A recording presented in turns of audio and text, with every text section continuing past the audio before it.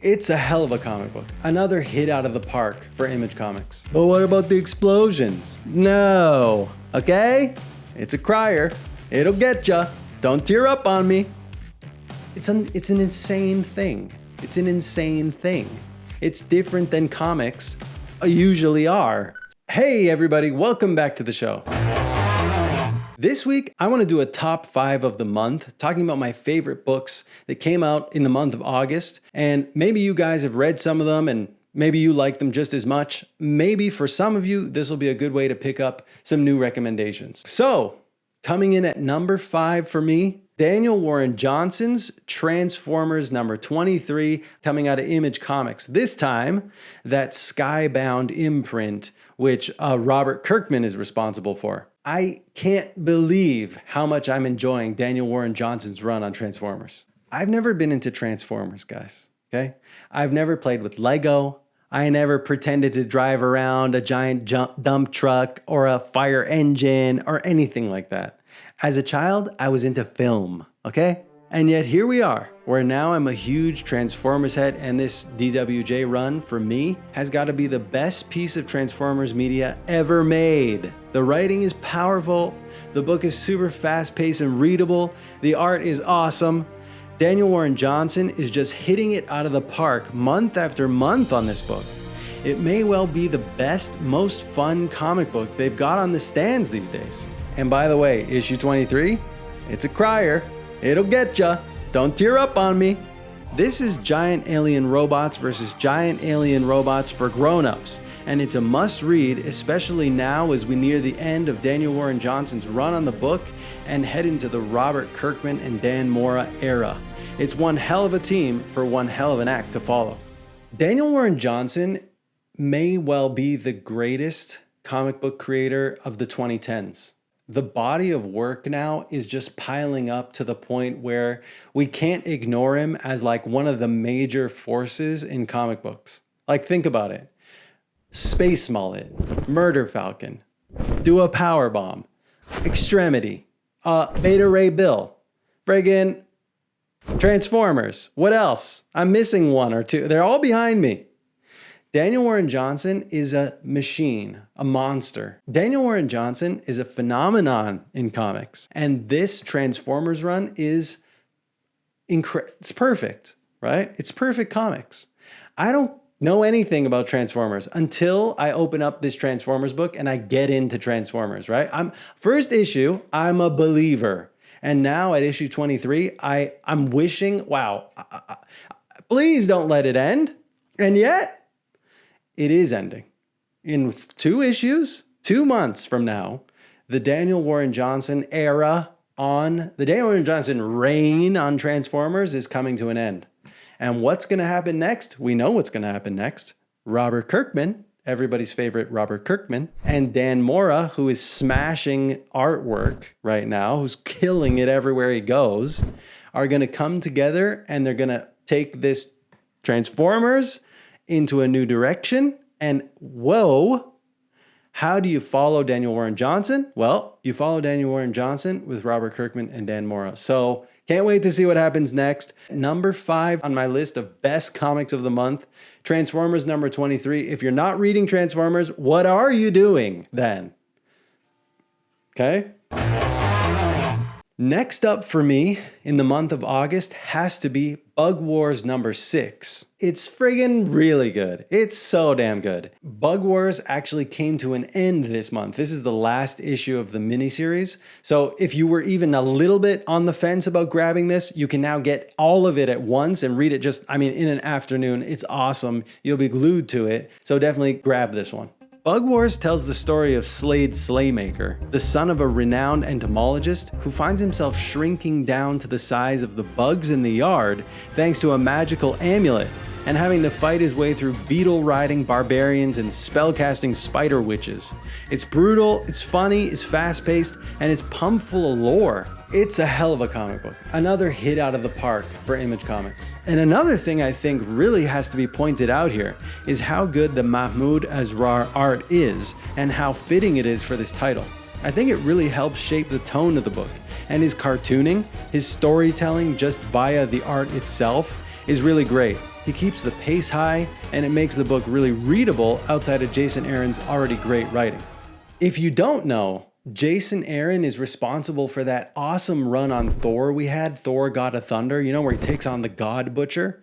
And while I wasn't really familiar with Mahmoud Asrar as an artist, I thought the pair of them really came together well, just as well as Jason Aaron paired with Esad Ribic on Thor God of Thunder.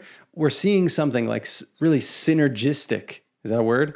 We're seeing something really cool here in this pairing. They brought this world that they created here in the yard, this like bug planet. It almost feels like a whole different planet. It really came to life with the two of them working on it together. And while this is just a miniseries, it felt super fleshed out, and the characters are memorable, and it felt really well realized. And I think though this might be just a miniseries, I can't imagine Jason Aaron not revisiting this after putting this much life into this title. So it's a great book. It's another total hit from Image Comics. If you're into grounded mixed with like a survival monster adventure, really, really cool. You know what? I said it before. It reminded me of like Small Soldiers or Indian in the Cupboard or Honey, I Shrunk the Kids.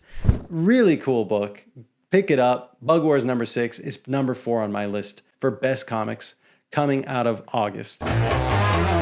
Okay, guys, coming in at number 3 for me, Absolute Batman number 11. Scott Snyder's Absolute Batman has been a pretty wild ride so far, but I think this month's Absolute Batman number 11 might be the best issue in the whole run. In it, we meet the redesigned Killer Croc, which I absolutely loved.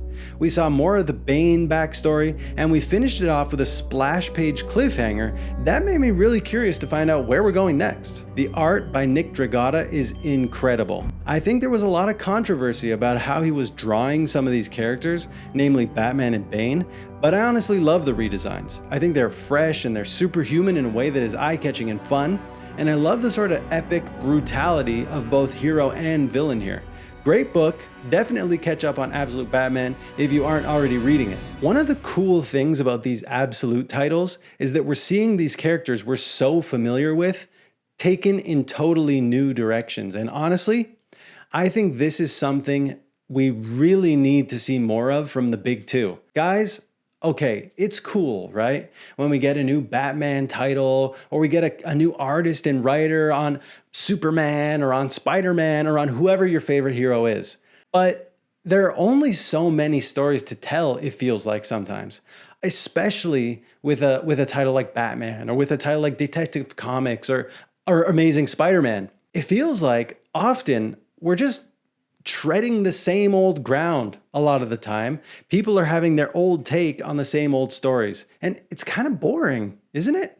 But with these Absolute titles and with the Ultimate titles at Marvel, which we're going to get to later, we're seeing something completely fresh. And I don't care, to be honest with you, how different the redesign is or how different the storyline is than the original Bruce Wayne or the original Batman in this case. I think that's the point, and I think it's really interesting to see a writer like Scott Snyder, who's huge as far as Batman lore goes anyway, take the reins and take that concept, right, the Batman idea, in a new direction. To me, it's awesome.